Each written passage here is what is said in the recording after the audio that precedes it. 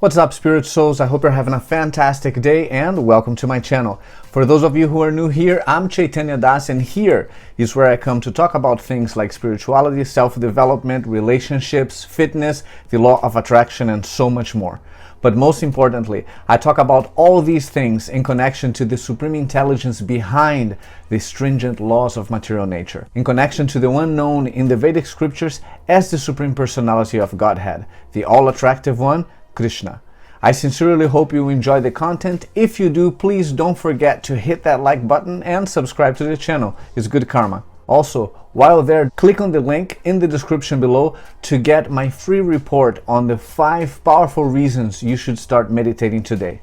Now, before I jump right into it, let me roll the intro. 3, 2, 1, let's go.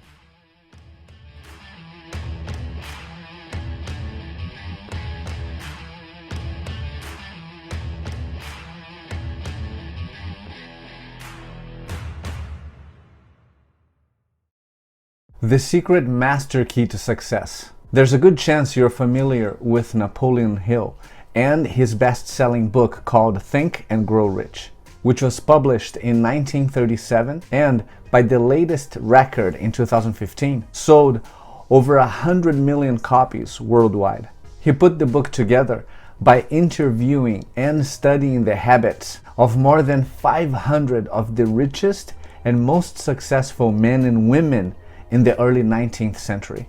It took Hill more than 20 years to convert the wisdom he gathered from these individuals into a book containing 13 main principles of how we can change our way of thinking to grow rich.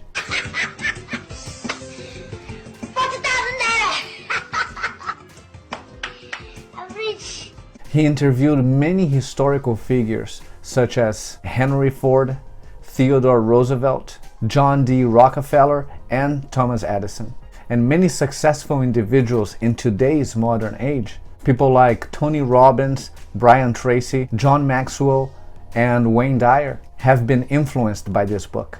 Throughout the book, Hill refers to, quote-unquote, the master key to success, and express his desire to share this master key with those who are ready to receive it. He points out that for one to be able to receive the master key, it is crucial that one first embodies all the principles laid out in the book.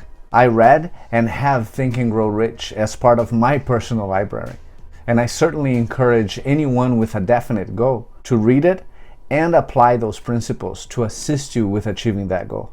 Most recently, I discovered another book called The Lost Secret by an author called Monica Main, and in her book, she shares her story and how she gained access to the original manuscripts of 2 lost chapters of Napoleon Hill's book Think and Grow Rich. One chapter is called Transcending Above the Common Man, and the other is called Summoning Desires Through the Ether. And in these last chapters, Hill talks about how one morning he woke to the thought that all things are made of the finest particles, those that are unseen and untangible, and how is within these finite particles that all things are created, especially those that are hidden to the human eye. He talks about how he decided to explore the depths of these finite particles to further explain the connection between them and our thoughts. He mentioned how he remembered reading a paper that illustrated the drawing of an atom, and how there's a magnetic force field of sorts, of which multiple atoms are attracted together to make a molecule. And when many molecules are attracted to one another, they eventually make the solid things that we see when we look around. But what he found most significant about this illustration is that there seems to be nothing between the finest of these finite particles, and how science has found a reason to explain how these finite particles can exist in our world.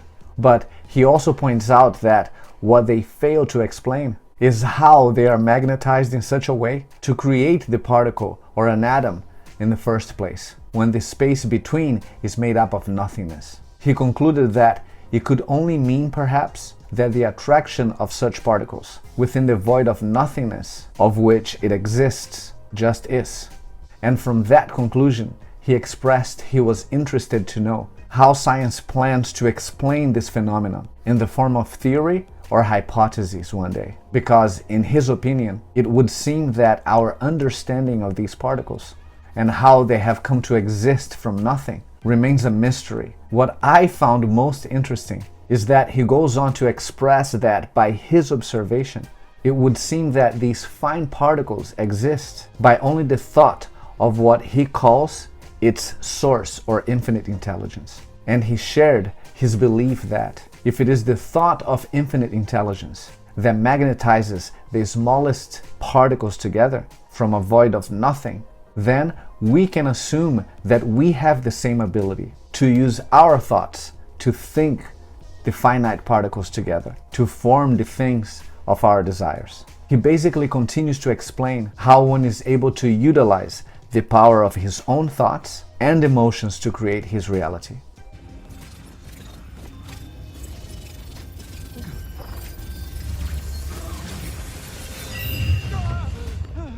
And it's amazing to see that he got so close to discovering the whole truth that is clearly illustrated in the Vedic scriptures from India. You see, in the Bhagavat Purana, also known as Srimad Bhagavatam, we find detailed descriptions of how the Supreme Source, Kṛṣṇa, for the purpose of material creation, manifests or expands himself into three supreme features. The first, a gigantic form called Karanodakshai, creates all aggregate material ingredients, and from his body, millions upon millions of universes are manifested. Then a second form called Garbhodakashai enters into each and every single material universe to spring forth the living entities, so they can experience in what we call this time and space reality the reactions of their past activities. And finally, a third feature called Kshirodakashai is manifested, and that expansion of the Supreme Source enters every material object, organic or inorganic. On the Sri Brahma Samhita, we find the following verse, quote, "He is an undifferentiated entity, as there is no distinction between potency and the possessor of thereof. In his work of creation of millions of worlds, his potency remains inseparable. All the universes exist in him, and he is present in his fullness in every one of the atoms that are scattered throughout the universe at one and the same time." End quote. It is also stated that the third feature called Kshirodakashai is present in the heart of the living entity. Srila Prabhupada explains that the quote-unquote heart is not only the physical place within the material body, but also the focal point of our thoughts and attention. Or, in other words, the center of our consciousness. And Kṛṣṇa, the Supreme Source, is there sanctioning our activities. Just like in English, it is said that not a blade of grass moves without the sanction of the Lord. So without Kṛṣṇa's sanction, we cannot do anything. So ultimately, the Supreme Source, Kṛṣṇa, inspired by our desires, sanctions our activities, and simultaneously and quite literally commands material nature to gather all cooperative components, so our desires can be fulfilled in this time-space reality. And that takes me back to Napoleon Hill's conclusion regarding the relationship between the atom and infinite intelligence. He concludes that if infinite intelligence has the power to attract and create this material manifestation, as its creations, so do we through our thoughts and emotions. But the whole truth, or a more accurate assessment according to the Vedic junction, is that our only power is the ability to desire what we want. And infinite intelligence, or the Supreme Source, Kṛṣṇa, through his multifaceted and unlimited energies, gathers all the cooperative components, so those desires can be fulfilled. And that is indeed the quote-unquote secret master key to success. But enough of what I think. Let me know what you think in the comment section below. And again, while you're there, click on the link in the description to get my free report on the 5 powerful reasons you should start meditating today. Thank you very much for your time and attention, and until next time, chant Hare Kṛṣna and be happy. Hare Kṛṣna. That's why that person will develop so supreme bhakti, that Kṛṣna will become bound, Kṛṣna will become bound. Not only that, Ajita. Kṛṣna is known as Ajita, unconquerable. Isn't it? Nobody can conquer it. Ajita. But Ajita will be Jita. Unconquerable will be conquered. Unconquerable will be conquered. You will be able to conquer the unconquerable. That means you will be able to conquer unconquerable Kṛṣṇa. That Kṛṣṇa will be bound up.